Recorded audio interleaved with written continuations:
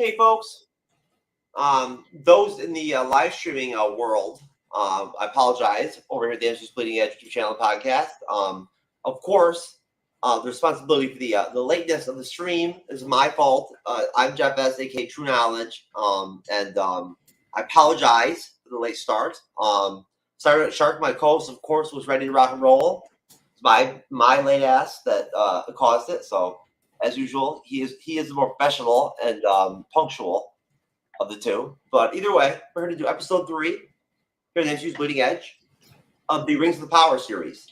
I don't know exactly how to pronounce it. I don't know if you say it's. I'm still not quite sure if you're supposed to call it the Amazon series or the Prime Video series. I haven't quite figured it out yet, but I believe it's Amazon. It's an Amazon original. There you go. All right, there you go. Sarah and Sharp, how is your voting going, sir? On the what I forgot how to explain it exactly. What what is the contest thing that you're in there? What, the Face of Horror? Oh yeah, Face of Horror. That's what it is. That's right. It's going smashing. I'm still in third. The end of this round is tomorrow at 8 p.m. Central Standard Time.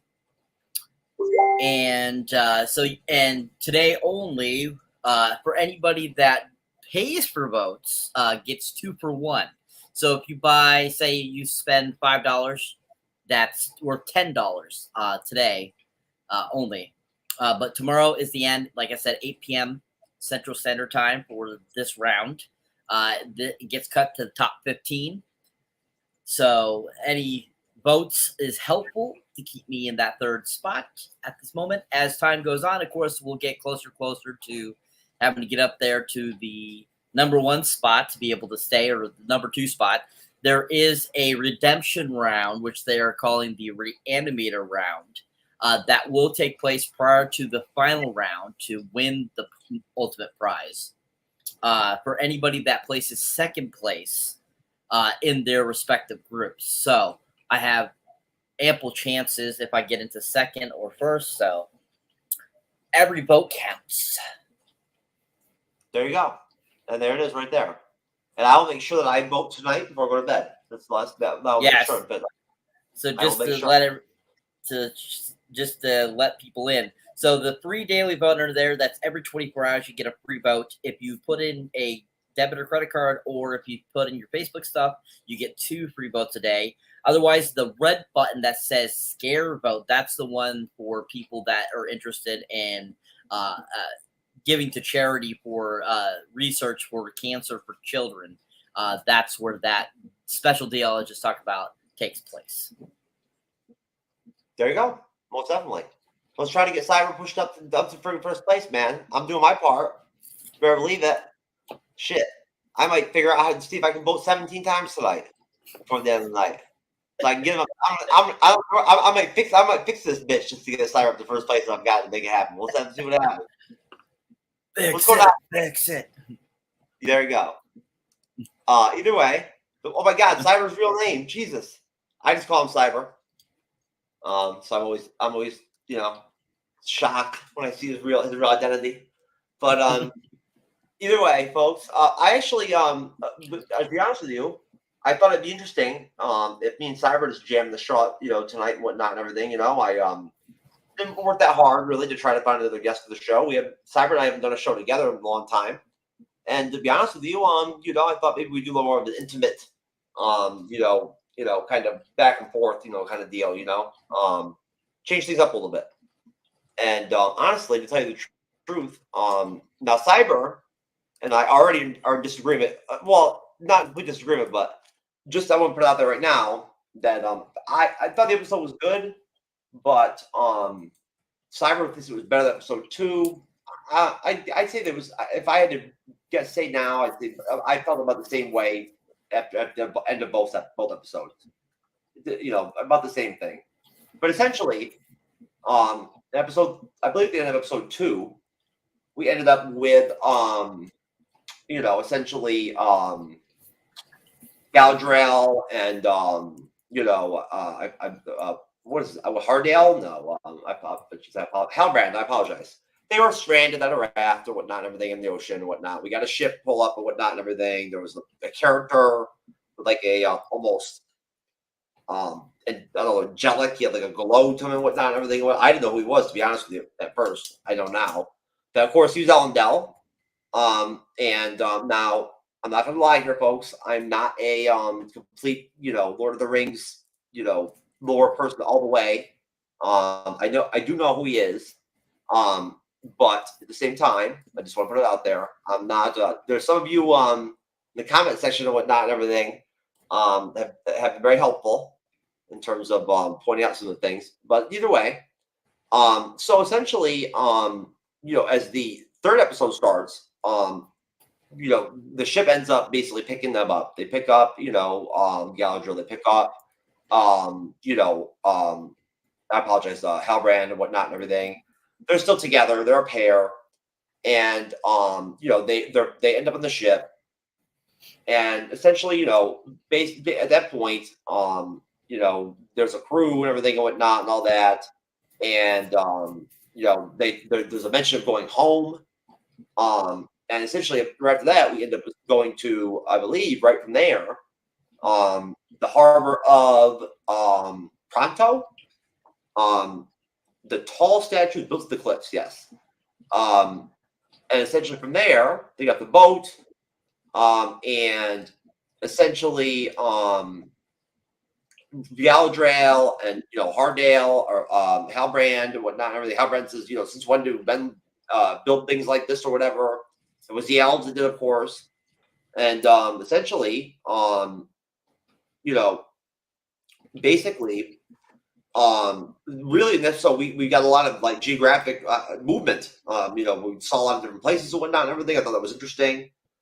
We end up in going from there, basically over to at that point, Numenor. And from what I understand, Numenor essentially is Tolkien's version almost of Atlantis to some extent. They're very similar. At that point, from there is power, essentially. And also, I want to point out, Cyber, I'm sure you noticed too, that I will say the visuals were beautiful, all throughout the episode. I think that's been solid all throughout the series, personally. I think they've done a great job with them. And at that point, I don't want to say it was epic, but it looked really good. The buildings were really good. At that point, from there, again, we end up essentially, going into, I apologize, Numenor, and, essentially, if I understand correctly, we end up, being introduced to the Valar, or from Valnar. They're men, and basically, essentially, there's some drama, and essentially, if I understand correctly, they're banned men from Valinor, and they're essentially, men had to stay mortal. Okay, all right. So essentially, overall, from there, Isidore, of course, is the captain of the ship, that ended up, picking up, Galadriel and, why have such a hard time name with this episode? I don't know. Harbrand. And from there, Isidore, from what I understand, essentially, and Cyber, if you know more about him, feel free to jump in. But essentially, if I understand correctly from the the lore, he does actually come from the original Tolkien books. And he's familiar, he's familiar from that time period. I forget the name of the actor that actually plays him. I will look in a minute and find him. But basically, so he essentially is actually from the original books. And he's an influential character. And although story to some extent, give, I guess, a recap almost, is somewhat attached to almost the story of Numenor, I guess. The Great Kingdom, and essentially, basically, Numenor was an island that was brought up from the sea by the Belair, as we just mentioned. It was a gift to men after the war against the Dark Lord Bargath. The Valar banned the Numerians from sailing far to the west because they did not want them coming across the Undying Lands. The Numerians began to resent this because they felt that their chance of everlasting life was being denied. So in an effort to take their power back, they began to sail the east and colonize parts of the Middle Earth. Of course, this is going way back in time here. In the year 3255, the Second Age, at that point, essentially, let's see. Basically, let's see. Elendil, son of all right, guys, here we go. Amandil, a lord, so of the faithful, the Numerians, who were still loyal to the Valar. Their friend the elves were against the practices of Farazan and Saran, I apologize. Eldel, 2 sons, Isildur, who, I do know who that is, and Anrion. His daughters, Irian, who appears in the Rings of Power, vengeance by the show. Of course, Isildur will definitely be familiar with Lord of the Rings, as he is the ancestor of Aragorn. And you see him. I believe in the first film? Isn't he the one that essentially, when Elrond tells him, to cast the ring into the fire and whatnot, and everything and all that? Isn't that Isildur? I believe so. Yeah, I think so too. Yeah, he is. That's who he was. Yeah, that's exactly who he is. Yep. Yeah, he is. He was the one who defeated Sauron and essentially, took the One Ring to himself, and he was corrupted by it, essentially. So back, essentially back to, to Elendil. Elendil also is one of Aragorn's ancestors. Another tie-in, to Lord of the Rings, which is obviously a positive thing. And basically, Eldil's bloodline became the long-lived Dunedain, of which Aragorn was a part. So basically, the downfall of the Normir and the faithful ended up, happening and whatnot in Middle Earth. And from there, there's a sinking of Numenor. And that's when basically, I guess, essentially, a part of the population went to Middle Earth. Elendil was welcomed by the Elven King Gil-galad and founded the Kingdom of Arnor in SA 3320. So essentially, Elendil's sons went farther south, founded their own kingdoms. There was Anran establishing the city of Minas Anor, which I know that one too. I think that one's even Lord of the Rings. Isildur founding Minas Ithil and Ithilien. And from there, the 2 sons ruled this new kingdom that they called Gondor. So they created Gondor, which we do know from the movies themselves at that point. Now, this part here, as far as the battles that were going on and whatnot, there was a conflict at the point with Sauron and whatnot and everything, and I'm not that well versed with it and whatnot. I'm really not, unfortunately. But essentially, as far as he goes, overall, I don't want to get too deep into it, but I think that basically kind of explains who he is. At that point, he's tied into Numenor, and I believe he'll end up playing an important part in the story overall. We'll end up seeing. But overall, let's see. Now, let me just check and make sure I actually know what name of this actor is that plays him really quick. It's bothering me.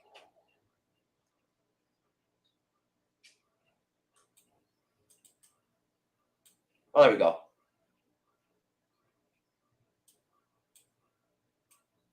All right.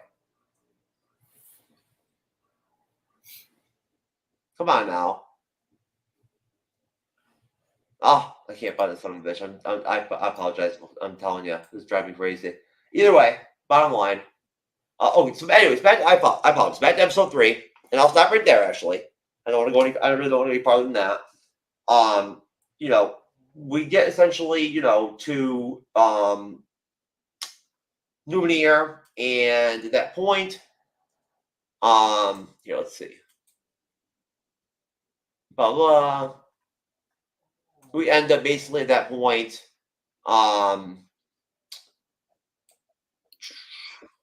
it's a little bit complicated for me when I'm trying to dictate it. Oh, so essentially, you know, when they go to the, you know, when they go to Lumiere, essentially, they Galadriel kind of tells Halbrand, you know, not to antagonize anyone, and they end up in front of Queen Regent Muriel and Farazan. Galadriel is proud and spunky and asks for passage by Middle Earth, and Halbrand does some fancy footwork, trying to be nice. They're in 3 days with some light surveillance. And back to Isildur.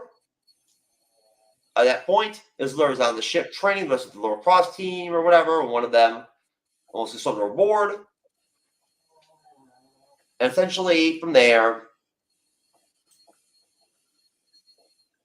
we end up with the sea trial. And from there, back in the palace, and I'll stop there, but I'll let me stop right there. Now, Cyber, I guess first off, what was your take on the introduction, I guess, of Elendil into the show? You know, I mean, what was your take of the, you know, starting off, and what do you get? What was your first impression of him as a character? I guess. Let's see. So, I mean, I'm not too familiar with the character, so I wasn't like 100% sure like who the character was or anything like that.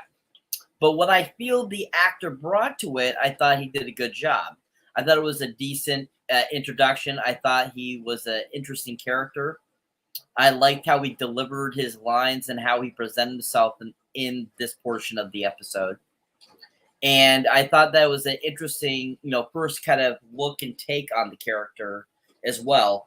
Like I said, because I don't know much about him, I can have nothing to go by, so I can't say like I knew anything about the character before. So for my viewing experience, this is my first time seeing this character. So what I've seen so far, I have enjoyed, and I thought that he did a good job. And also to wondering who played Isildur is Maxim Baldry. Okay. Okay, excellent. Now, let's see here. Now we can finally find out what the name of the actor is that's playing Elendil here. It's driving me crazy. All right, fabulous. Here we go. Lloyd Owen. Ah, there we go. And I should know it. I've heard of it before, actually, to tell you the truth. I have. I can't remember what I've seen him in, but there we go. All right. So Lloyd Owen. Oh, so anyways, from there, Cyber, what do you, let me ask you a question. What do you think, you know, as we start the episode, obviously, it's, I mean, I don't want to, you know, try to theorize too far ahead, but they seem pretty intent in pairing, Galadriel with Halbrand. And, you know, I almost felt, I mean, I don't want to get too far in the episode, but I felt like there was almost like a romantic vibe to some extent, maybe. You know, some connection there. But again, now, you know, there is that whole, you know, deal at this point where there is almost like a it's not favored, you know, to, I guess, to like interbreed or, you know, to go to marry, you know, between races or have romance between races or whatnot. It's almost like a taboo, to some extent. At that point, what did you think? I mean, going to the off the end of episode 2 and then going to the opening of episode 3. What are you thinking of the pairing? The pairing of Helendreld and Gadriella. Oh no, Halbrand and Galadriel. Oh, okay, Hellbrand. Sorry.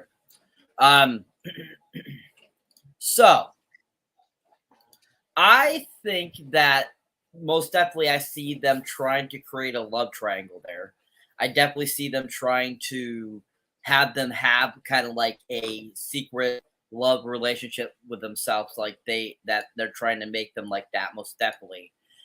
And I think that so far the two have been interesting together, and that they have created a very cohesive uh, battle relationship, I feel, with what they've been dealing with in the last two episodes. And I think that there's a lot more potential to those two characters further down in the season, where they might end up together. Who knows? Even though there's that taboo of, interspecies, dating each other and so forth. I definitely feel that that's where they're pointing to have them have like this supposed relationship. And maybe, who knows, I'm not too familiar with Gadriel's lore either, but maybe that's one of the reasons why she ends up being the Gadriel we end up knowing in the Lord of the Rings films. Maybe there's something in her past that we haven't seen, that maybe this has to do with that, maybe, of why she ends up becoming that, fairy witch that she is in the movies, Yeah. To this point. Yes, most definitely. And and of course, one of the big differences between the two races is that, of course, that men are mortal, of course, and the elves live forever, essentially, So I mean, that played out in the first film when you had Liv Tyler's character decide to essentially choose to live a more life at the end of there towards the end of, I believe, the third film.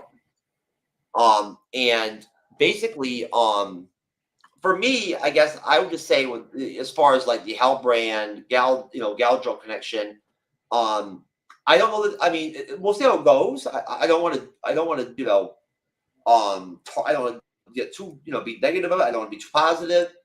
I'm not. At that point, I guess all I always say is, I mean, obviously they're going to the place with it. I didn't expect it. I really thought that Galadriel was going to be more of a solo character. I didn't expect them pairing. I really didn't expect to see her pair with anybody or team up or my just we watched the initial episode and whatnot and everything was she was sort of going to be the focus. No, it is an interesting dynamic, and as far as Halbrand goes, he's pretty mysterious, and he's from the Southlands, which essentially becomes Mordor. And at that point, Halbrand is a king in exile. They say, okay.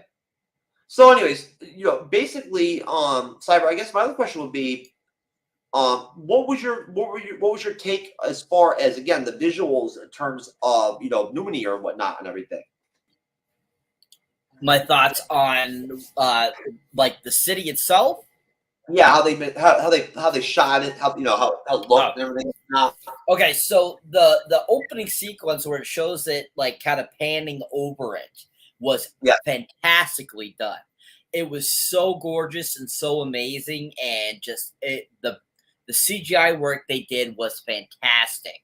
And I totally felt that whole real world was real. Like, that's how good they did of a job, and it just was so like awe-inspiring. As it's panning over it and I'm watching, I'm just kind of like in awe, like going, oh my gosh, I wish this was a real place. I mean, yeah, they definitely take it, like J.R.R. Tolkien probably definitely took like ideas from different landscapes of different countries and stuff like that, probably that he read about or saw pictures of and so forth, like that, like Ireland, Scotland, and stuff like that.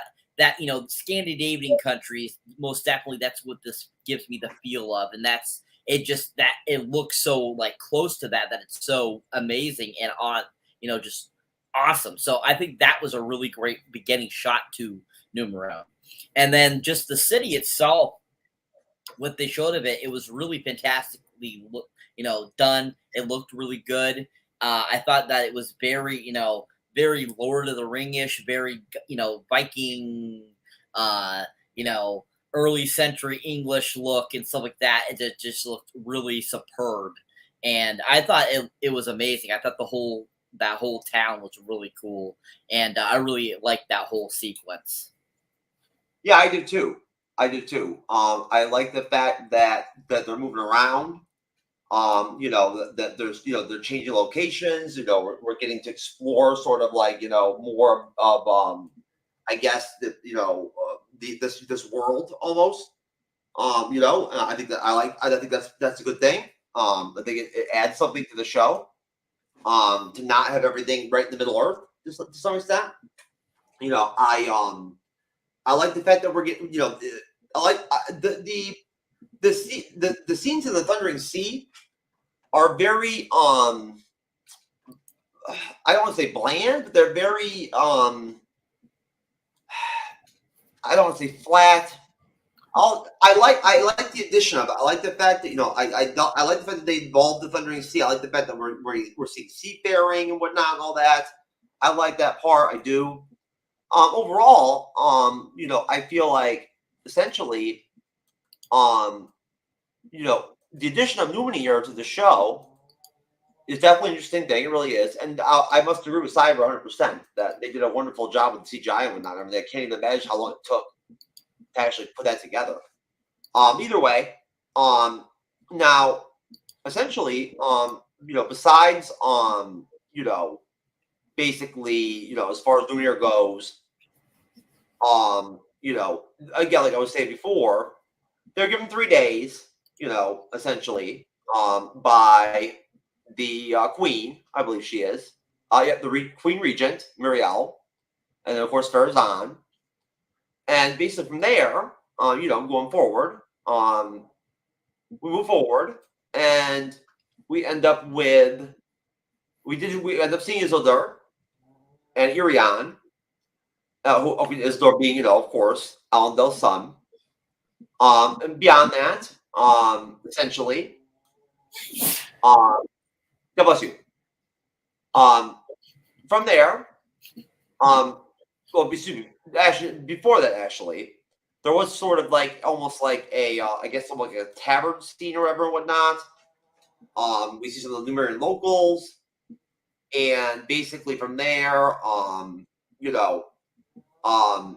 we end up, essentially, and having Halbrand, getting drunk, with some of the Numerians or whatever and whatnot, and from there steals the one guy's crest. They weren't drunk enough, and there ended up being like a bit of a spat. Halbrand kicks some ass. There was a little, I guess, light action. The guards of the Nymeria, I'm assuming, end up grabbing them. And from there, essentially, we end up with, a message from Irion, of course, who is Eldel's daughter. And from there, basically, we end up with the sea trials I was talking about before. Irion now she's been accepted to the Builders Guild, which I guess she'd been rejected previously. Isildur had given sort of reply, and from there, essentially, there's we get some dynamic, we get some back and forth, between these characters. I guess essentially almost to some extent Elendil's kids or family. And from there, of course, Galadriel ends up visiting Halbrand in the jail, Numerian.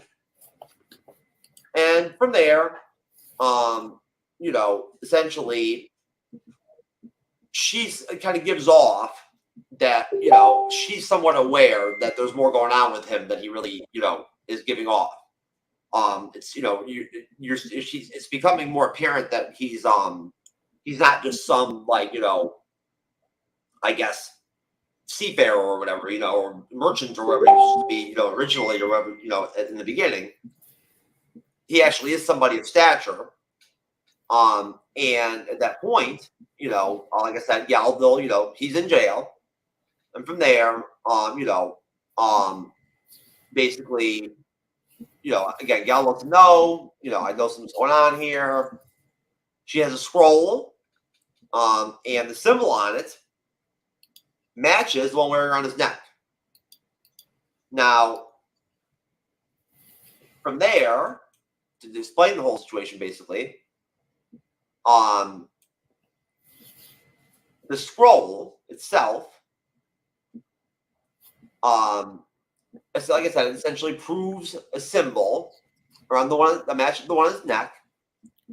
And from there, your people have no king, she ended up saying, because you are him. So he is the king, I guess, basically, of the Southlands, which become Mordor. And from there, he drops the charade and announces, that he is of nobility and that his ancestor swore a blood oath to Morgoth. So there's a connection right there. We talked about that earlier in the series, that we're sort of fleshing out, what the dynamics were as far as the fact they made it evident that, at the bat, that there were parts of races in Middle Earth that actually were sided with the Dark Lord, which is a little different. The Lord of the Rings films a little bit. We didn't have that dynamic that I can remember. Everything, all the races were pretty much unified against the Dark, against Sauron at that point. Which I think is interesting. I think it's really interesting to see how that plays out across the entire span of the series. Just in terms of the dynamic of them actually introducing more and explaining more, of kind of, I guess, the side of the of Sauron, what that presence is all about throughout the series. We haven't gotten a lot of that at this point. We've pretty much just been experiencing people from Middle Earth and whatnot. From there, basically, after dropping the charade, essentially, we end up going from there to the Harfoots. We got Harfoots again in this episode. Got up some Harfoots, which of course are hobbits. We got Nori. I like Nori. And the Brandy Boots. Oh no, I was gonna say the Brandy Foots are in the Lord. No, they're not. The Brandy Boots are not. So anyways, basically, we go. We end up going to. We're doing the Hobbits. And basically, essentially, we end up experiencing Nori's family, her parents. They're the Brandyfoot. And basically, Nori's ankle's busted. He's there's a cart essentially to bring him around, and essentially from there, we end up with the stranger. I guess that's essentially the title that we know of him as. Who in episode 2, they actually almost rescued, essentially from the embers of the burning city. Essentially. From there, we end up getting into the stranger and getting into Sadok's book. Poppy's in there. And from there, essentially, we end up with Poppy stealing the book. Now, essentially, there's a celebration. Sadok gives a speech, talks about the migrations, how some of the Harfoots have fallen behind. If anyone falls behind now, they'll be carried with them. From there, essentially, we end up with, the Harfoots have a dark side, essentially, to some extent, which we already kind of realized. And from there, we end up essentially, I'll stop there. What Cyber, before I get into the Harfoots, what are your thoughts on the fact that we end up finding out that, that Harla, Harbrand actually has this connection where, he's actually royalty. We knew he was sort of escaping, from where he'd been, as he said that in episode 2. But what do you think in terms of the fact that, essentially, what do you think of this twist, essentially? And then what do you think of the fact that we actually end up finding out that, there is this bond where the ancestors of Harbands had actually been aligned to Morgoth, basically. So there was an actual, a clear dynamic where men were intertwined, with the Dark Lord. Now, what do you think that? Were you surprised? I mean, obviously we must have. We all knew he had to be somebody. But I mean, in terms of him turning out to be royalty and whatnot and everything, he's actually a king. What do you think of that spin? What do you think of that dynamic? And what do you think, overall of this angle that I was talking about just before? How we have this difference in this series where we actually have people in different races that actually are connected and actually serve, or are of the faithful of the dark side, of the Dark Lord. Do you like that dynamic that they have that different spin going on compared to the three films? So I was not shocked by what's his name being of royalty. I had a feeling that he was already a part of that. Like, I had that feeling just because why is he out here like this? Why is he here? How does his presence, in the scenes and everything, how they play out and how his presence is when he's talking, when he's presenting himself, it seemed like he was of royal birth, or he was of a, proper type of people. So that really didn't shock me. I thought that was, fun how they kind of pulled it in and, added it in, and was like, okay, so yes, this is actually really who he is and stuff like that. That was really cool. Now, the whole concept of, there being the mixture of people that are faithful to, being good, and then those to Sauron, that was a really cool twist, I thought. I think that is an interesting way to diverge themselves from the original films and from the Hobbit films, to give you kind of a new light and look at, are all these things that we saw in the previous films, how accurate is that? And how much do we actually really know? And so I think that was clever in the writing, that they give us kind of this little twist that allows it to kind of intrigue you to want to learn more. And I think that's what's going to keep people coming back, is they're going to want to know more about that. And I think that was really clever writing. I agree. I really do. I think that it's a good change. It really is. I think that it's good to see the connections, that they've been able to put together. We're aware to some extent that that Amazon Studios or whatever did not have access to some of the Tolkien stuff and whatnot and everything, that it was sort of off limits at that point. I like the way they flushed that out. I think it's a great change. I really do. I think that it's something that really, for me, I'm looking forward to seeing that play out across the span of this first season. Because essentially, what I want to understand, what I want to break down and understand for myself, is essentially the mindsets, or the psychologies, of these different members of these races, that actually support the Dark Lord, that dichotomy and whatnot and everything. Because I think it's interesting, to have that fragmentation where there's not this full unison, against the dark power and whatnot and everything. You've actually got people now, actually, the races that are supporting it. So it is a different angle. It really is. It adds something different. It adds some intrigue. I think it's going to definitely be a good vehicle, for maybe some sabotage, maybe some shady kind of characters that later on in the series and whatnot, that maybe could play both sides, or you could have double agents, secret agents, all that kind of stuff. So basically, essentially, as far, I wanted to just go ahead and mention really quick that I didn't really explain fully in terms of the scroll with Galadriel, that they did, basically go into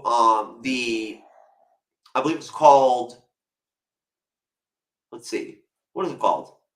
The House of I can't remember from memory.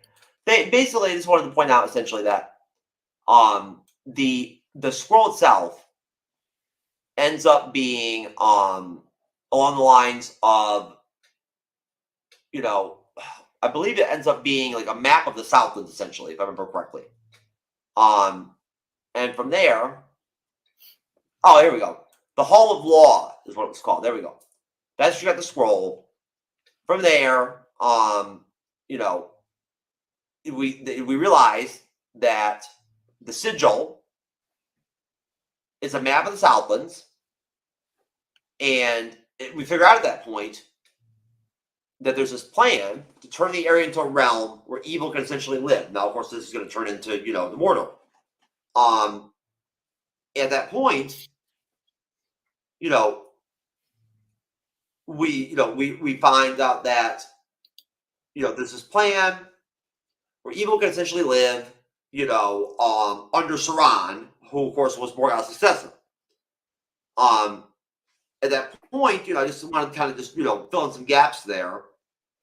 At that point, basically, you know, we were kind of in a place where essentially we were talking about, you know, Galadriel visiting Halbrand in jail, with the Harfoots, with the celebration, and essentially, you know, it started giving the speech, and from there, essentially, we end up with the stranger, essentially, I guess, swiping the pages from the book, the Stars book, and setting the page on fire while trying to read it. You know, and he does some of his more magic or, you know, powers, whatever he's got going on. He speaks. Oh, well, no, he doesn't speak, but Stardock essentially, you know, is not happy with the situation, and that, you know, essentially we end up, you know, getting into the Harfoot Law, having to do with, you know, de-caravanning, you know, as a punishment, you know, for anybody that essentially breaks those Harfoot rules. And, you know, obviously, you know, they're not too happy about the stranger, you know, and from there, you know, we end up getting, basically, you know, I apologize, Sadoc, essentially, you know, saying that, you know, they can stay, Nori, the family, whatnot, and everything. They don't have to be shipped off. They don't have to be, you know, decaravaned or whatever. And from there, we end up with the migration. So from there, the stranger, of course, is still with Nori and the family, whatnot, and everything. The migration is occurring, and from there, friend. Oh yeah, that's right. You know, we actually do get speaking from the stranger. He calls Nori friend. The stranger picks up the cart, pushes, you know, the Harfoots away. We go to the Southlands with Arendor, and basically he had been, you know, dragged off in the underground tunnels in the Southlands. From there, we end up with essentially orcs, you know, popping up in the series, in the show. We've always seen it before. We get orcs, and at that point, you know, we get an orc saying Ador, I believe you pronounce it. And basically from there, we end up getting up some elves. The Watchwarden Revion, another name Medor. There's an expedition, and we find out the orcs don't like the sun. We already knew that. These orcs of course, are almost like albino, so they have no problem with it. There's apparently there's kind of like searching for something, and Revian tells Medor and Erdor they can get out of the trench, to escape, get the hell out of there. And from there, essentially, we end up with, an actual sort of like, skirmish between the Orcs and the Elves. And from there, we end up with I guess our first experience with this large old tree, and we end up, having Medor dead in the whole tree drama with the tree, and from there, basically, we end up with, the captives, the mounting rebellion. There's a release of a warg, which I thought was pretty cool. I like seeing the different creatures and that which I think we're going to get more of in the series too. And essentially, upon Revian climbs out of the trench, and essentially gets arrowed to death. Which was pretty intense. And the Orcs are about to slice Ordo's throat. And they say, well, we're going to bring him to Adar. Now, we don't know who Adar is, of course.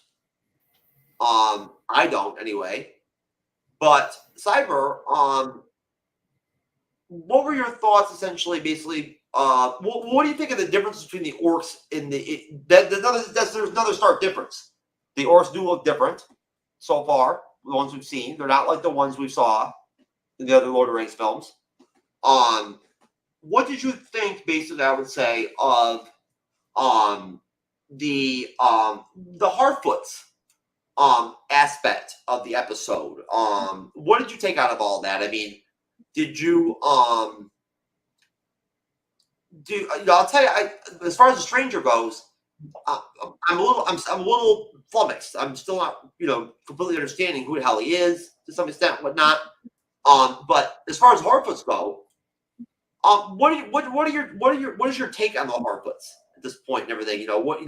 What do you think of the celebration essentially, and the migration, and Nori and the family and whatnot and everything? What did you get? What did you get out of the Harfoot part of the episode, I guess? Well, it was fun. It was kind of like, I feel, the like comedic section of the episode. Yes. Whenever these hobbit like creatures are, we do realize and know that these are actual not hobbits yet, but the Leftwoods are what basically ends up becoming what the Shire people are in yes. the Lord of the Rings films.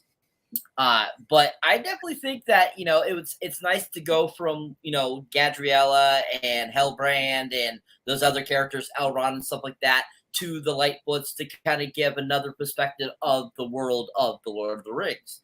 And I think it's nice to see something that's similar to the Hobbits, kind of getting an idea of where the Hobbits came from and who they, their ancestors were. So I think that aspect was really good in this episode. I thought it gave a little more light on that. And the stranger, aspect of it, seeing kind of his, like, what he's all about and stuff like that. There's a lot of rumors going around about who he is. In the comments, somebody was saying they thought it was Gandalf and stuff like that. But I was talking to today a little bit about this series.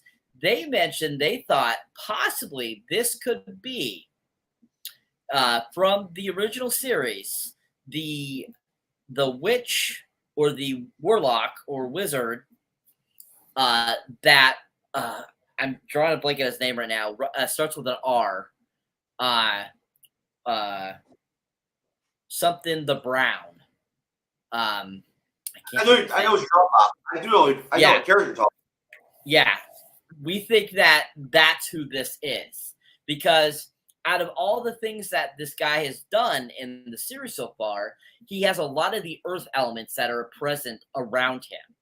And so that is what this character in the original series, that's pretty much what his powers were. As we saw in the films, he was riding rabbits, he's part of the earth, Yes. he uses the nature and stuff like that to fix things. So that's who we're thinking this, because it is very possible that he could have been alive around this time, up to the point of when we got to Lord of the Rings, because he was kind of like one of a few wizards that are around. He's a little bit of a mortal type of character. So this would be more logical than it being Gandalf, when Gandalf wasn't as old as everyone thought he was. So we're thinking it's him, but I think that his whole aspect so far, him not really talking, but doing all these kind of weird like pantomime expressions like that, has been kind of an interesting aspect of, you know, these episodes so far too. And especially in this one, there were quite a few, you know, clues and stuff like that pertaining to maybe we'll find out more about him in the future. And I think that's kind of, you know, something to look forward to. Me too. I think that. Oh, pardon me. Oh, I apologize, folks. No, so, and I, you know, and I think that I like. I mean, I like the wizard angle. You know, I do. You know, I don't think that I don't think we need Gandalf in this. I don't think it's necessary. I don't think it had to happen or anything like that. Whatnot. I don't think we're gonna get him, obviously. Of course, you never know. It's possible, but you know, at that point, you know, we really kind of, to some extent, and we end up, you know, getting some actual deaths and whatnot and everything and all that. You know, it was in the episode and whatnot and everything. We get the orcs, we get the elves fighting. You know, at that point, you know, basically, I'm assuming we're probably gonna end up seeing Saran episode 4 is what my thinking. Is we're gonna probably I don't, you know, I feel we're actually gonna be, you know, visiting wherever he's at or not. I mean, I'm looking forward to that. I am, but so I really ask you now in terms of you know, there wasn't a lot of action. There really, you know, there's been a ton of it in the series anyway. There really hasn't been. But I'm sure you would agree with me that there's gonna be, we're gonna see. I don't know if we're gonna get battles, but we're gonna get more action as we go across the different series. Now, what I want to ask you essentially was, we haven't got many creatures yet. We haven't seen a lot. You know, we know they exist. You know, we saw the eagles at one point and everything. You know, we saw the warg. Well, I thought the warg looked great. You know, oh, I apologize. So, Sarah, what I basically asked you is just that, did you feel like, you know, basically, you know, we know that, that the Queen, you know, Regent Miri denied Galadriel's request for ship back to Middle Earth. At that point, do you think that? And I don't have any information on this, but do you think that Numenor is going to play a large role, at least in the season?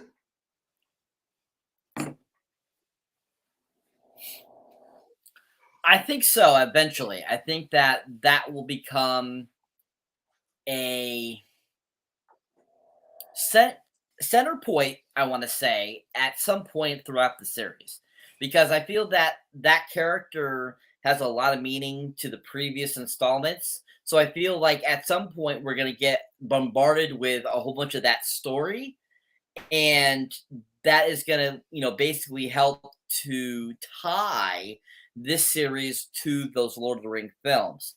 So just like there's several characters I feel that are going to connect that, you know, that are mentioned or talked about, such as like already Gadriel, you know,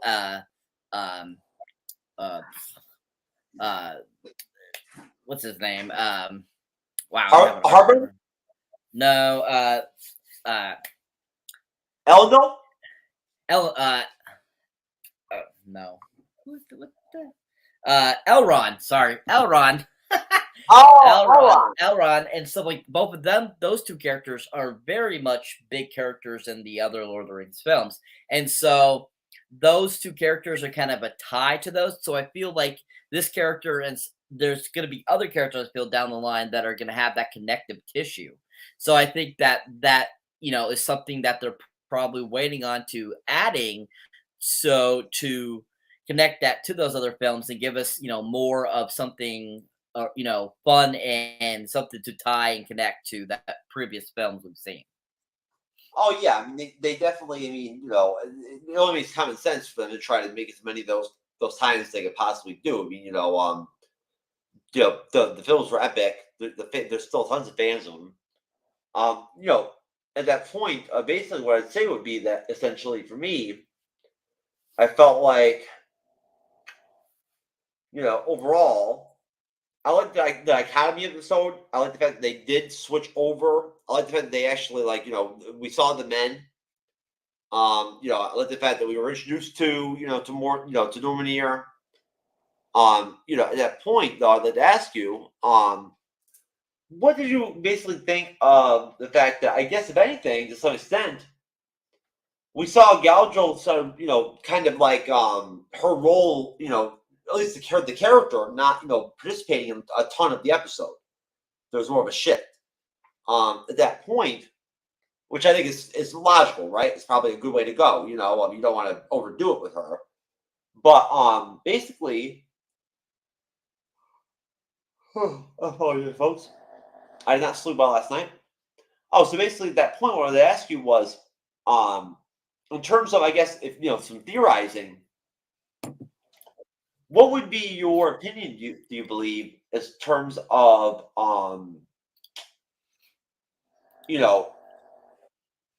the Halbrand Galadriel relationship and whatnot, and everything, right? And the fact that we know that Halbrand's ancestors were actually teamed up with Morgoth. What do you think of the fact that we end up with we end up with Halbrand in prison, essentially, and everything and whatnot. I guess what I want to say basically is, what do you think that? I guess if you could, I guess what would you see? How would you see that him playing out in the series? I mean, he's a big character. They're gonna he's gonna be in there. You know, I would assume at some point they're gonna break him and Galdell up to some degree. We're gonna see the Southlands, and whatnot. I mean, they're probably gonna shift again. We're gonna see more geographical shifts. We're gonna see what ends up becoming, essentially Mordor. Could be episode 4. We'll possibly get that. At that point, we heard, of course, the name of, I believe it was Ador, who I guess is the leader of the orcs. Yeah, Ador. And I guess what do you think of the fact that so far they've pretty much, we don't have a big conflict yet. We know we're going to get one, but at that point, do you think we're going to get sort of almost like, I guess, like a la WandaVision kind of deal, what they did with Sword, where we're going to get almost more of a focus on the actual dark side, like, Sauron, you know what I mean? Their goals, you know what I mean? We know about the plan, essentially, to create essentially Morgoth, or, Mordor. But well, for one thing, would you agree with me that we're probably going to end up at least seeing Sauron? We're going to get Sauron episode 4 full blown, I would think. Would you agree with me on that? Yes, they're definitely going to have Sauron in this because he is kind of the main antagonist of the series. So he has already been mentioned several times, and in previous trailers they've shown him. So we're going to see him in his pre-form before his full form that we're familiar with at the end or at the beginning of the Lord of the Rings film, The Fellowship of the Rings, where we see him battling all the different tribes and stuff like that for the rings, and he gets his hand cut off and the rings are destroyed. and we're going to be seeing kind of the evolution of how he went from this feeble, kind of like secondhand man to becoming this big baddie that we are familiar with in the Lord of the Rings films. So we're going to see him in a form before he actually is fully Sauron. Yes, that's true. This is going to be now. I believe Sauron's a man, isn't he? Didn't he start off as a man? Yes. Yes. That's what I thought. Now, at that point,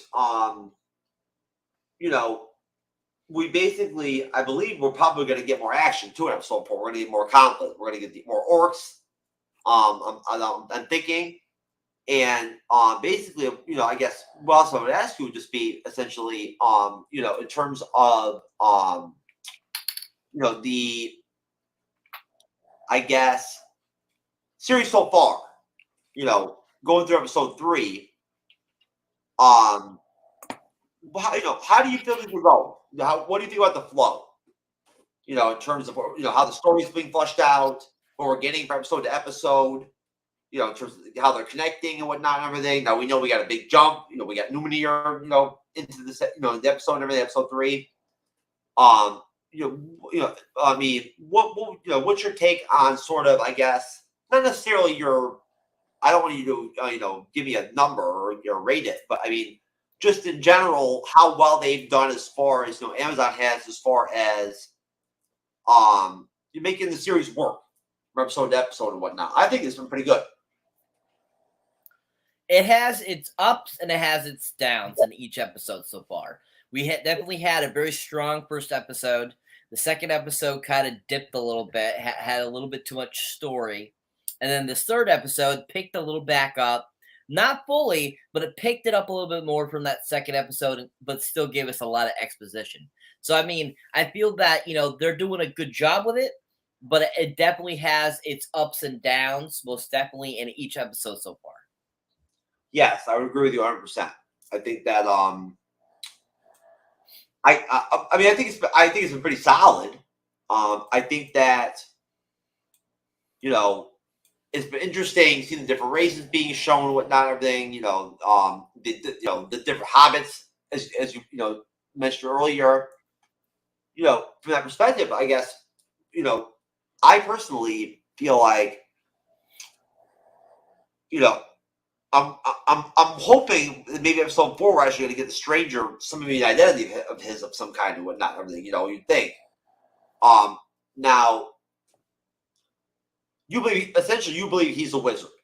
If I remember correctly, right? You believe that he's a wizard. From what I guess the first film, Lord of the Rings.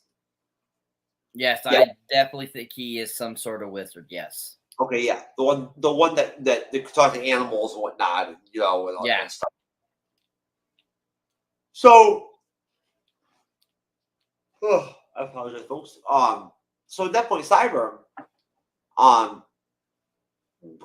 well, and I just want to put out there, folks. As far as the story does go, I think it's cool that they basically they to some extent have flushed out all the races throughout the episodes. We have not, of course, seen. I don't even know. I'm not even sure if Sauron has an army at this point.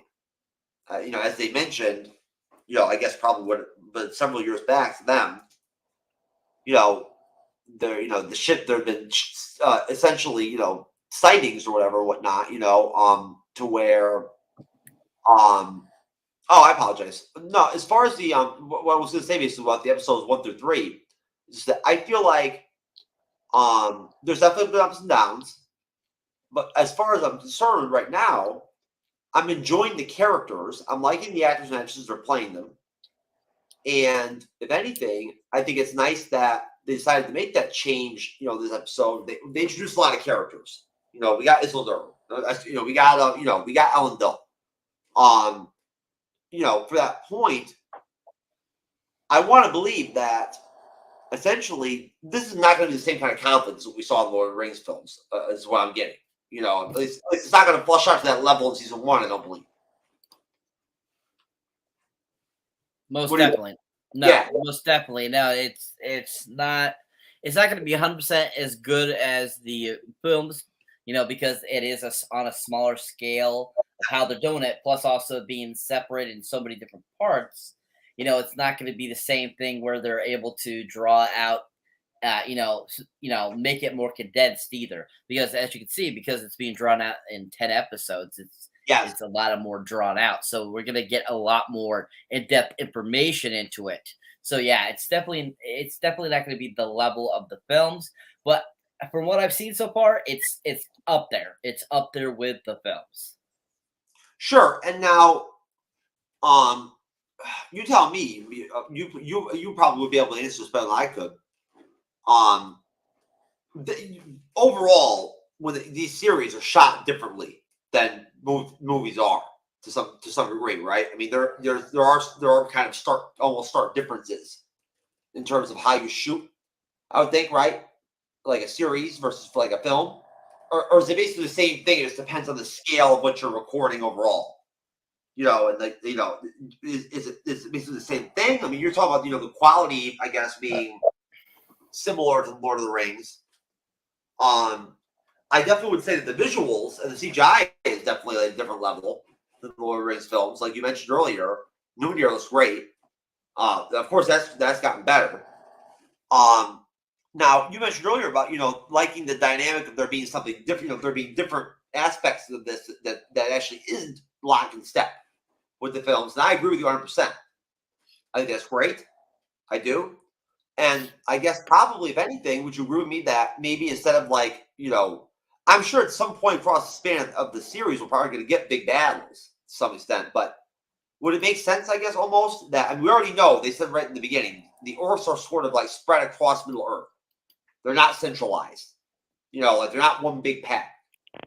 So do you think it's possible maybe that, we could end up having more of a situation where, we have more like espionage and more like I guess maybe character driven episode as we go all the way through to episode 10, as opposed to kind of the epic battle scenes that we know from the films.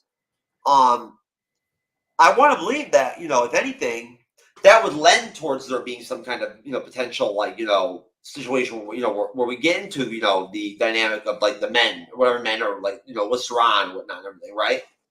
Would it make sense to you possibly that maybe with with Harbrand, they already said essentially that I believe it was his father had some type of relationship or connection with Morgoth. Now at that point, I want to believe that and feel like he's going to end up being a part. I want to believe of some kind of situation where we're end up seeing maybe like a split or something like that, where you know what I mean, like essentially there's going to be men that are going to follow us around in the Dark Lord and whatnot and everything, right? We know Halbrand, I want to believe, is not with them. Now, would it make sense to you? You think maybe that we could end up seeing essentially almost like some almost inner drama, where we've got sort of I guess almost basically wind fighting in between the races, where you've got sides of them, the side with the light and some side with the dark, almost to some extent. You know, do you at that point, I guess, I'm not able really to grasp essentially because they haven't really fleshed it out. What what we gotten out of gaining with working with Sarad and the Dark Lord and whatnot, what you get out of it or achieve out of it and whatnot. They really haven't fleshed out what the ideology, I guess, is necessarily of Sarad.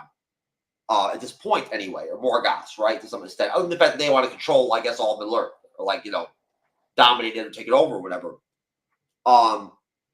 Do you think that, if anything, we could actually see possibly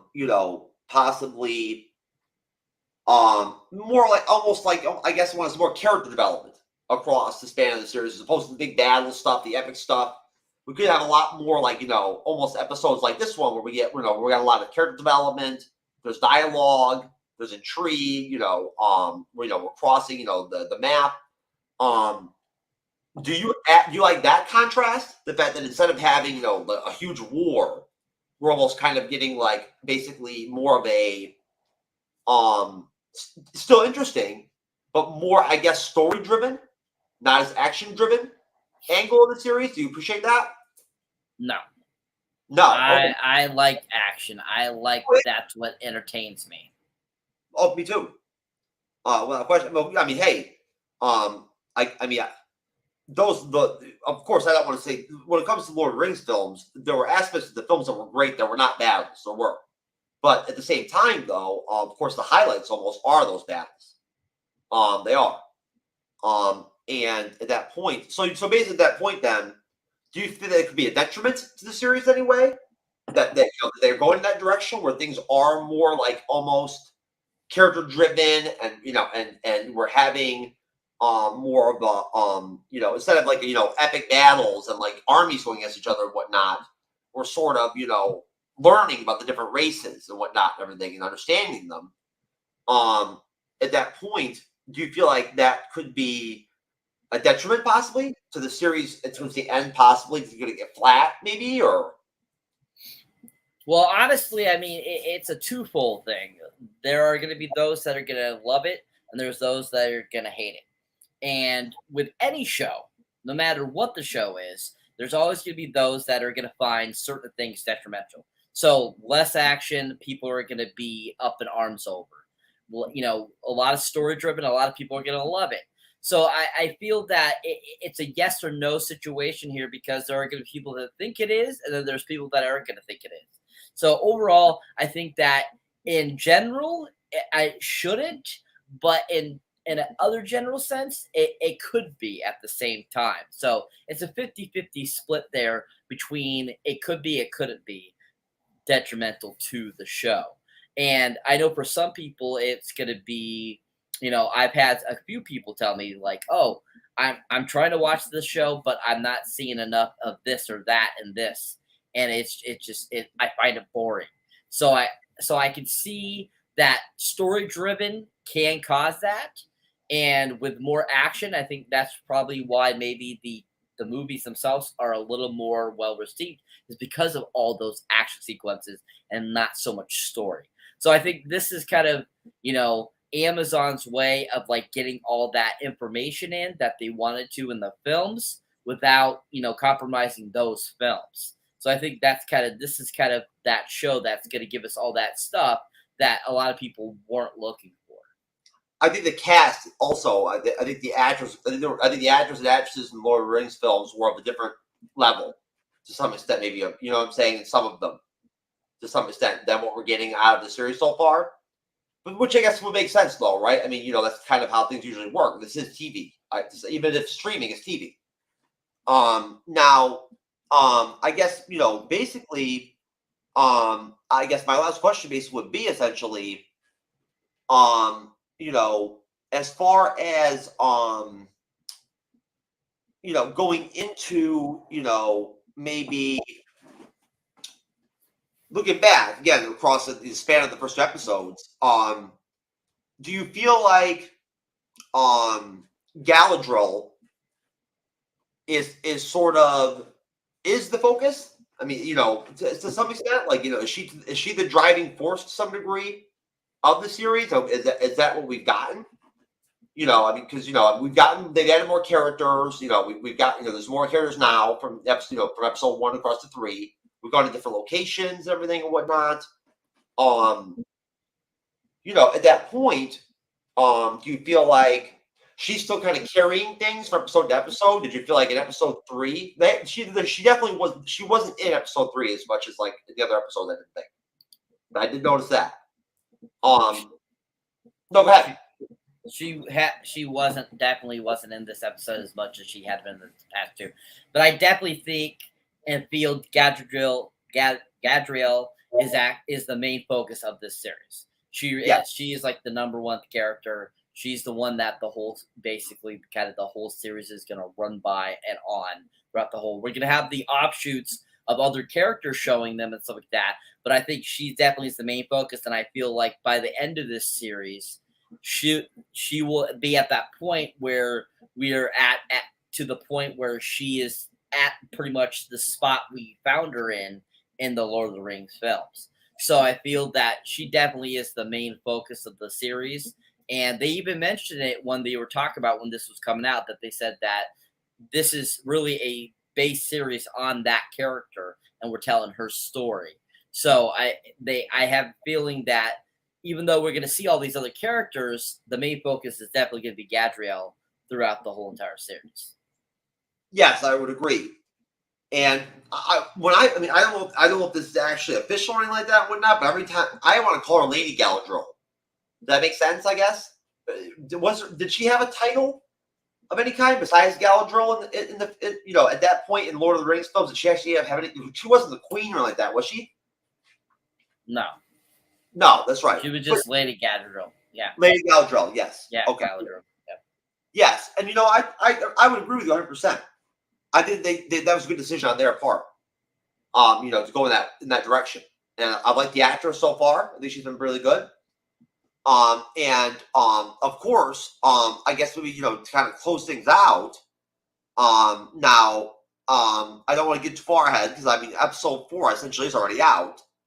I believe it is. Now, basically, without getting in, too in detail. Cyber, we haven't watched it yet. Basically for you, I guess, what would your expectations be for episode 4 in terms of kind of maybe the direction we might go in, as far as we already know possibly we'll get Sauron, we're gonna maybe get more orcs, see more of like the dark forces or whatever and whatnot. I want to feel like there's going to be more conflict in episode 4. I do. I want to feel like there's going to be more action. I believe that. You tell me. What would you like to see in episode 4? What are you actually expecting in episode 4? I honestly don't have any expectations for episode 4. I do know that we're going to be continuing the story that we left off on in this episode. Yes. So we'll be seeing more of that. But it would be nice to see some more connections to the original films in this episode. I know it's only the 4th episode. It's almost halfway through the series this season. And I definitely think that there is a lot more to be told in this next episode. I have a feeling probably because it's the 4th episode, we're probably going to get some more action, most definitely. And kind of to ramp up everyone to want to keep watching and stuff like that. So I feel there definitely will be some battle sequences in this one. This last one, we had a lot of battle sequences. We had that great orc sequence, with the elves then fighting all those orcs in that, basically that pit where they're being put, being kept by the orcs. So, we had that great sequence, which was really fantastically done. And that one elf that managed to survive, I think was a real badass and really fun. So I think that we'll be seeing more of that type of action definitely in this next episode. But I don't have high expectations for it. I don't really have any expectations for it. I'm just looking forward to seeing what it's about and seeing how it, pushes forward in this awesome story. And you know what? I guess my take basically would just be, I guess probably I would agree with you 100%. I think that basically what we saw towards the end of episode 3, where we did see now the elves were slaves on that construction camp, wherever the hell it was and whatnot, which I thought was interesting. Actually, seeing elves as slaves, I found interesting. We hadn't seen slaves at that point, we have, and I wasn't even aware the elves ever were slaves. I didn't even know that, to be honest with you. I had no idea. But I feel like I have a feeling that, what we ended up seeing in terms of the conflict with the orcs and the elves and whatnot and everything, at the end of the episode, going to end up kind of extending to some degree into episode 4 in some way. And basically, like I said, I think, Cyber, you pretty much, said it, the way you did. It is the mid-season point almost. So at that point, you would kind of expect that there would be some fireworks. what would be your, I guess, your rating probably, for this one on the 1 to 10 scale? I would give it a solid 7. I would give it a 7. Okay. I think it's pretty fair. I think I probably would agree with you. I think I probably would go with a 7. Yeah, 7, 7.5. I feel like, again, I felt like they were very similar. The episode, at the end of the episode for me, I wasn't any more excited or any more unhappy or anything and whatnot that I was at episode 2. And I feel like overall, there's really not there's no massive like growth going on. Like we're not seeing like any like big change or like anything epic going on from episode, anything building really that I'm noticing to some degree. Would you agree with me on that? There's not really like a sense of a almost like the pace of it is almost basically kind of similar to some extent. There isn't a lot of up and down, if that makes sense. Yes. Yeah, most definitely. Well, I'll tell you what, Cyber. Basically, at that point, unless you have any final thoughts that you'd like to drop on episode 3 before we do any plugs, do you have any final thoughts? Is there anything maybe that I didn't mention in the series, in the episode and whatnot that you noticed or whatever, maybe that was a highlight for you, or like that you feel like might you want to flush out or anything like that and whatnot? All I have to say is that overall, I thought it was a decent episode, and that I feel you covered it pretty well. There was, I think, a great point. I think that I don't feel we really talked about was when Gadriel found that marker for Sauron in Neuron or in Numenor. Numenor. And I think that was a really cool little point that if you ever notice in majority of these films, they're always finding some sort of clue somewhere. No matter what adventure you're on, there's always some clue you come across. And I think this is a perfect example of something that Tolkien always made sure to put into his books when he wrote them, is he always liked to put these like clues that people found. And that was kind of like his, he liked to put that type of stuff in there to make it seem like a mystery, like a treasure hunt almost. And I think that was cool that they had that part in this film to kind of commemorate that and to give us a kind of a fun story to follow there, and showing that Gadriel is still very much in tune with wanting to find Sauron and destroy him, for destroying her family. So I think that was a cool little point. And overall, I thought, like I said, I thought they just did a really decent job with this, gave us some decent action, and overall, I thought the episode was pretty decent. Yes, I'm glad that you mentioned that. The whole we did see the sign of Sauron, and essentially, basically, as far as that goes, I agree with you 100%. I like that angle. And in terms of, I guess, if anything, the fact that there were going to be high expectations for the series, no matter what. There's no way around it. So you're going to have people unhappy no matter what, like you said. There's going to be people that are going to like it, they're not going to like it. I mean, which is normal. That's natural. And I mean, honestly, if anything, I feel like maybe the expectations were a little too high. To tell you the truth. Again, like when we talked about, these aren't movies. It's a TV series on the streaming service. And it's going to be different. It was going to be different. It's not the same story. But I'm enjoying it so far. I am. I have a good feeling. I do, to be honest with you. I have a feeling that I actually do believe episode 4 will actually be interesting. I do. I'm expecting some reveals. I think we're going to see some new stuff that's going to be really impactful. I think they're going to flush some things out that we've been wondering about, like the Stranger, for instance. I think we're going to probably end up, learning more about probably episode 4. He's sort of a mystery, at this point still. He spoke. You know, he did finally. And basically at that point, I personally don't really have any plugs myself besides just plugging MCU'S Bleeding Edge and just mentioning that we do have, I believe, She-Hulk. I want to say episode. What is it? Was it 5 or 6 on Friday? 6. 6. We have episode 6. Yep, at 9:35 p.m. Eastern. We got She-Hulk episode 6. You know, we're winding down She-Hulk, and essentially, if I remember correctly, I believe She-Hulk is actually the last Disney Plus series before we then get the specials. Correct.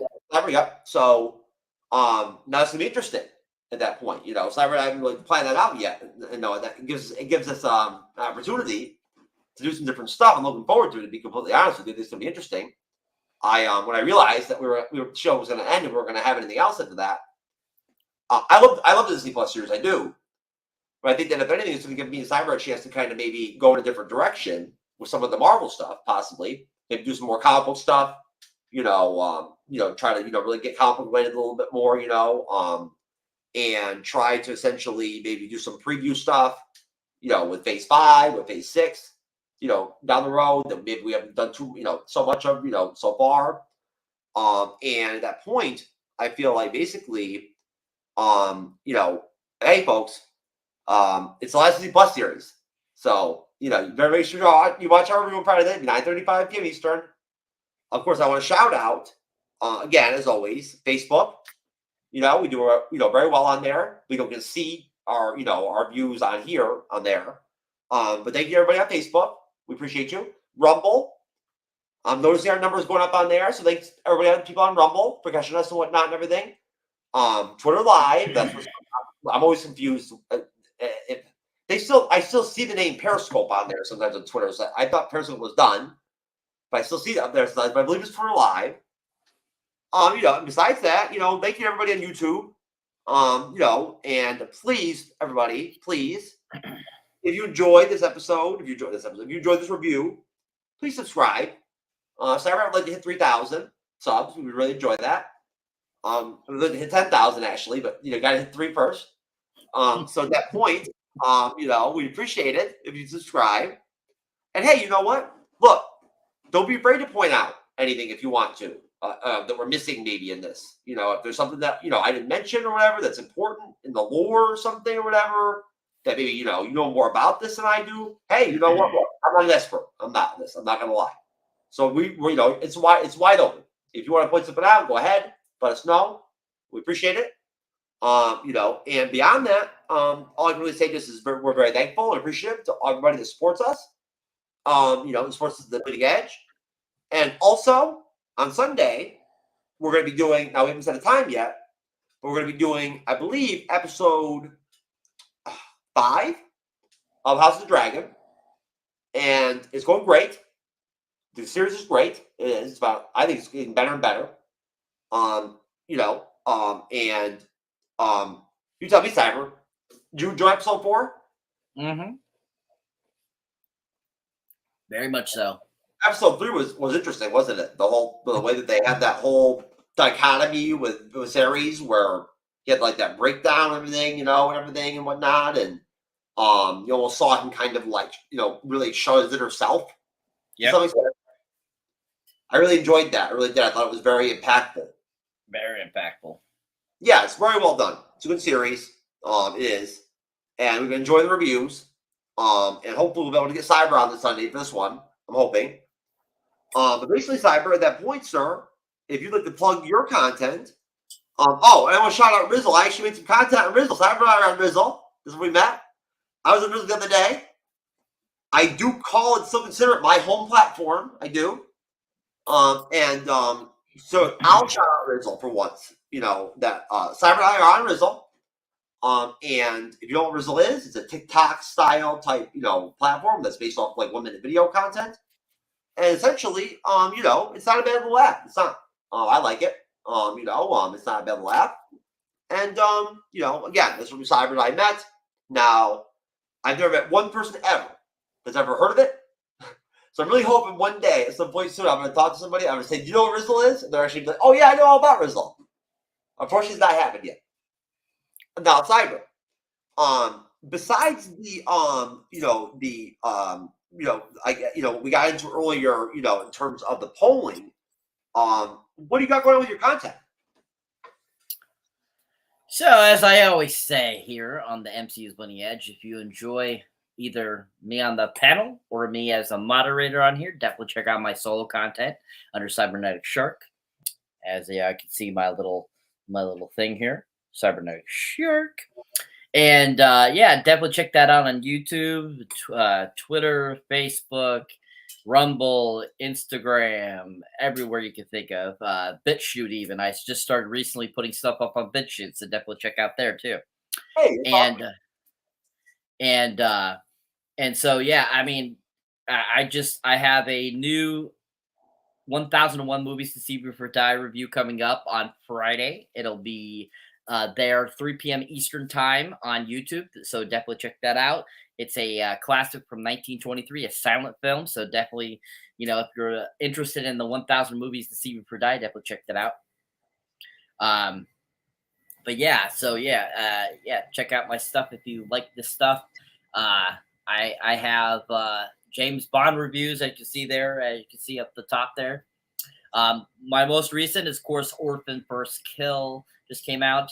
I have some more shark reviews coming out, but I'll be focusing a lot again on my 1001 Movies to See Before Die reviews. I did that really quite regular on a basis for a while, and then I kind of died out and got into other things. But I'll be putting out newer reviews of newer films coming out too and stuff like that. Just got to work on that. And also, I've been really working on my shorts. If you love TikTok or you like Rizzle or if you like shorts, the 1 minute long videos, definitely check out my shorts. I've been killing at those, been throwing those up several a day. So definitely check those out.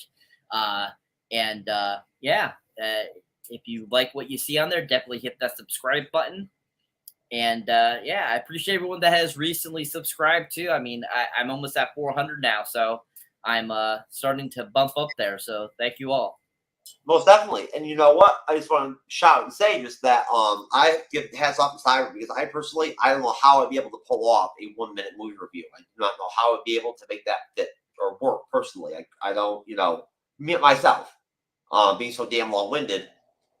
I don't know how I make that work, but hats off to you, Cyber. Now I will say personally, I've watched Cyber so much. I watched the House of the Dragon trailer review that you did and whatnot like that. I didn't watch Prey. I was going to look at it, but I didn't watch it yet, so I didn't want to spoil it. You know what I mean? So I didn't get into it, but I'm gonna watch it soon. And I just want to shout out everybody out there and whatnot, and let everybody know that I believe Cybernetic Shark and I are past our 1.5 year mark with MCU'S Bleeding Edge. At it or right past it at that point. And I think it's just a good thing to point out there and whatnot, that we've existed that long. At that point, again, thank you to all our subscribers. We really appreciate you. Thank you to everybody at all the different platforms that supports us and whatnot and everything. We're gonna have some great shows coming up. I think that probably, if anything, on our next review for episode 4 next Wednesday, you will have Cyber. He'll be moderating. We'll probably have 2 guests on that one. We'll probably have a 4-man show. I think that we'll probably end up having June back, who I really enjoy. And potentially maybe Andrew from Geek News Now Network might pop on. He's hard to get sometimes, so I don't know. Sometimes I don't know really until the last minute if he's on or not. But we're going to jump at some point. He's been very, very invisible. So at some point he's going to pop up. But basically, folks, at the end of the day, all of you who end up checking this out in the 9 live version, where we get most of our views overall, thank you very much. We appreciate you. And besides that, folks, this is the end of our review of episode 3. Episode 3 is pretty good. The series is pretty solid so far. Don't agree with all the haters, to be honest with you. I understand some of the negative critiques, but some people are really smashing it and everything. I'm not really on the same page with them, at least so far. But either way, thank you very much. For Cybernetic Shark and I, and the MCU'S Bleeding Edge, we will see you on the next one.